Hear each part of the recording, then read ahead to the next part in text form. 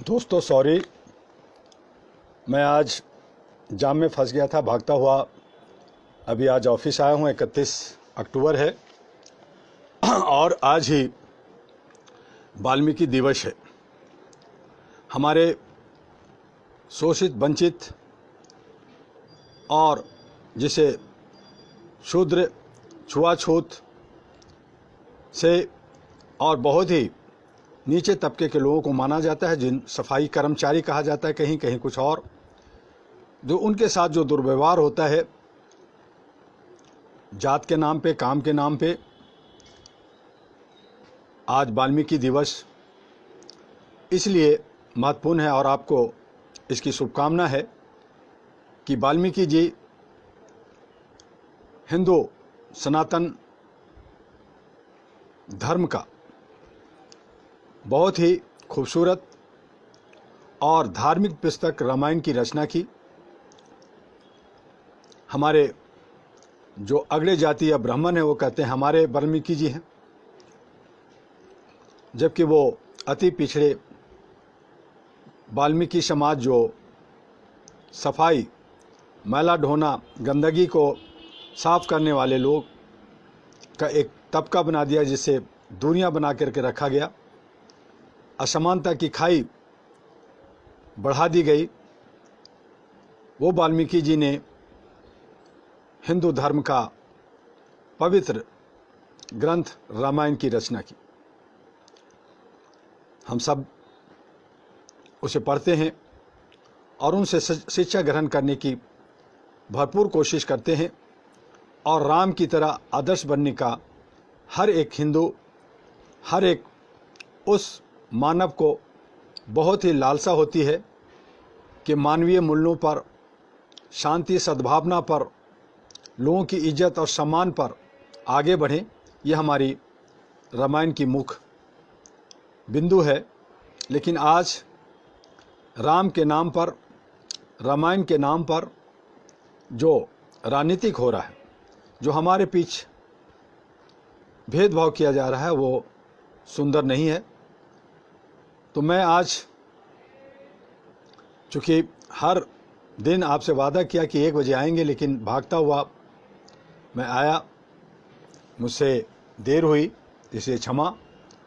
और दूसरे चरण का चुनाव बिहार में, उसका प्रचार प्रसार बहुत ही गर्मा गर्मी चल रहा है।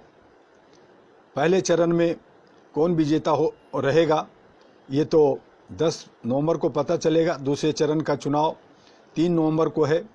जनता काफ़ी जाग गई है, बहुत ही गर्मी है, और देखें कि कौन किसको जिताता है, कहाँ लोकतंत्र का चेहरा अच्छा दिखता है। तो उसका चुनाव 3 नवंबर को होगा, फिर हंगामा होगा और 7 नवंबर का तीसरे चरण का आखिरी चुनाव बिहार में है, और उसका रिजल्ट 10 नवंबर को आएगा और वहाँ से पता चलेगा कि बिहार की स्थिति क्या होगी, सभी पार्टियों की स्थिति क्या होगी, और फिर बंगाल और अन्य राज्यों की तरफ मूवमेंट होगा। तो ये हमारी राजनीतिक सरगर्मियां हैं, उस पर हम लोग बिजी हैं। सामाजिक कामों में बहुत सारे काम हैं, बहुत सारी मीटिंग्स, शहर में एक जगह से दूसरी जगह जाने में ही बहुत सारा समय लगता है। और दूसरी तरफ समानता दिवस, सरदार वल्लभ भाई पटेल के स्टैचू पे प्रोग्राम चल रहे हैं। हमारे आदरणीय प्रधानमंत्री नरेंद्र दास मोदी जी उसकी अगुवाई कर रहे हैं, उसकी देखरेख कर रहे हैं। तो समानता भी होनी चाहिए और हमारे बीच में जो जात पात का, ऊंच नीच का जो भेद है वो मिटना चाहिए। तभी हमारा ये जो अखंड भारत है, जो विभिन्नताओं में एकता लिए हुए सुंदर भारत है, ये और सुंदर हो सकता है। कल 1 नवंबर को अलग और भी बातें होंगी। तो आइए आज हम सुशासन, जो मानवाधिकार और सुशासन पे जो किताब लिखा, उसकी जो कोट्स हैं, वो थोड़ा सा और आज भी ऐड करें। इस तरह से थोड़ा थोड़ा चलेगा। तो आज हम ग्राम में रहने वाले किसान, जो हमारे अन्नदाता हैं, देवता हैं, उनके बारे में थोड़ी सी बात कर लें। भारत एक कृषि प्रधान देश है। यहाँ पर 60 से 70% आबादी ग्रामीण क्षेत्र से जुड़ी हुई है। कृषि क्षेत्र से 60 से 70% लोग जुड़े हुए हैं। भारत में कृषि क्षेत्र सिकुड़ता जा रहा है, क्योंकि जगह जगह बिल्डर लोग मकान बना रहे हैं, फैक्ट्रियाँ लग रही है और अन्य स्कूल कॉलेजेस बन रहे हैं। तो इस तरह से हमारी जो खेती की ज़मीन है वो सिकुड़ती जा रही है, कम हो रही। खेती अब प्रत्येक किसान के लिए लाभ का सौदा नहीं रह गया है। लघु व मध्यम जोत के किसान तमाम समस्याओं से ग्रस्त हैं। बड़े जोत के किसान जो जिनके पास ज़्यादा खेती है वो थोड़ी राहत महसूस करते हैं, क्योंकि उन्हें सरकारी सहायता मिलती है तथा वह खेती में अत्याधुनिक और वैज्ञानिक तरीकों का अपनाकर अधिक से अधिक लाभ प्राप्त करने की कोशिश करते रहते। जबकि छोटे जोत के किसान परेशान हैं। देश के तमाम राज्यों के किसानों को साहूकारों से कर्ज लेकर खेती में लगाना पड़ता है। यदि पैदावार उपयुक्त नहीं हुई या प्राकृतिक प्रकोप की वजह से फसलें नष्ट हो गई तो किसानों पर विपत्ति का पहाड़ टूट पड़ता है। कुछ किसान तो ऐसे होते हैं जो परिस्थितियों से लड़ने को तैयार रहते हैं, परंतु कुछ किसान इतने बेबस हो जाते हैं कि वे आत्महत्या कर लेते हैं। विगत 15 वर्षों में पूरे देश में लाखों किसानों ने आत्महत्या की। कृषि क्षेत्र की दशा सुधारने की पूरी तरह से ध्यान नहीं दिया गया। एशिया के देशों में जहां चीन, जापान, दक्षिण कोरिया और उत्तरी कोरिया जैसे देश कृषि क्षेत्र में काफ़ी आगे बढ़ चुके हैं, विकसित और औद्योगिक राष्ट्र होने के बावजूद कनाडा, संयुक्त राज्य अमेरिका जैसे कृषि उत्पादन में भी काफ़ी आगे है। यूरोप के देशों में कृषि को भी काफ़ी महत्व दिया जाता है। ऑस्ट्रेलिया महाद्वीप में ऑस्ट्रेलिया और न्यूजीलैंड जैसे देश भी कृषि क्षेत्र में भी काफ़ी सबल आगे हैं। इन देशों में कृषि लाभ का सौदा होता है। दुनिया के तमाम देशों में पशुपालन की स्थिति भी भारत से बेहतर है। दूध उत्पादन या ऊन उत्पादन में यूरोप के देशों का कोई मुकाबला ही नहीं है। इनमें स्कैंडिनेवियन देश काफ़ी आगे माना जाता है। ऐसे में भारत कृषि क्षेत्र में अभी तक समुचित विकास क्यों नहीं कर पाया है, इस पर सोचने की वाली बात है। देश के विकास में कृषि क्षेत्र का काफ़ी योगदान हुआ करता था, पर अब ये काफ़ी घट गया। ये तमाम परिस्थितियां बताती है कि सिर्फ कहने के लिए ही भारत एक कृषि प्रधान देश है। कृषि क्षेत्र की बदहाली आज भी बनी हुई है। किसानों को उचित दाम व सही समय पर न तो उन्नतिशील बीज मिल पाती है, न ही सिंचाई के लिए पर्याप्त साधन है। यहाँ तक कि कीटनाशकों के बारे में भी भारतीय किसानों को बहुत ही कम जानकारी है।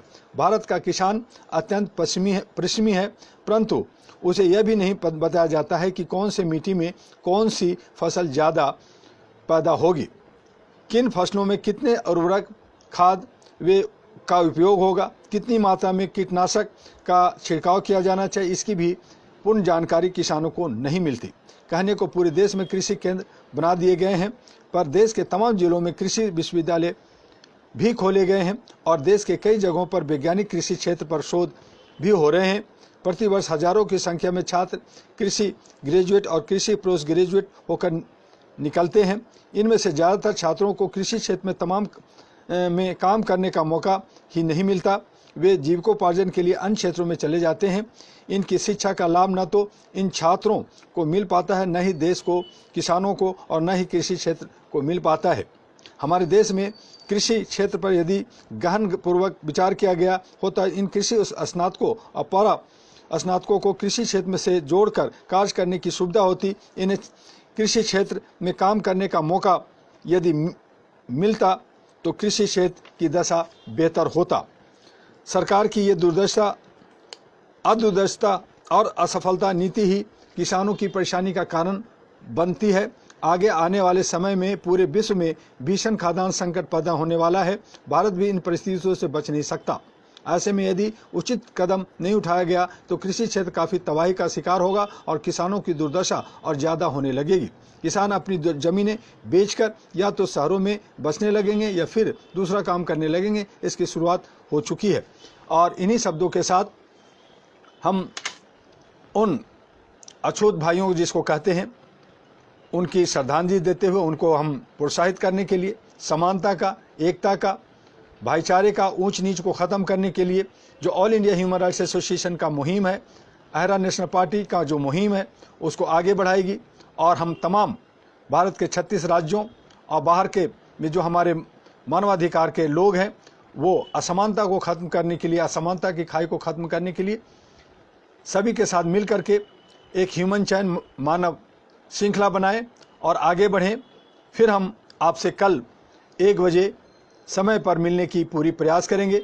आप हमारे साथ जुड़ें और जुड़ते रहें। इसके लिए बहुत बहुत धन्यवाद। आपका डॉक्टर एमी दुआ, राष्ट्रीय अध्यक्ष अहरा और एनपी। नमस्कार, जय हिंद।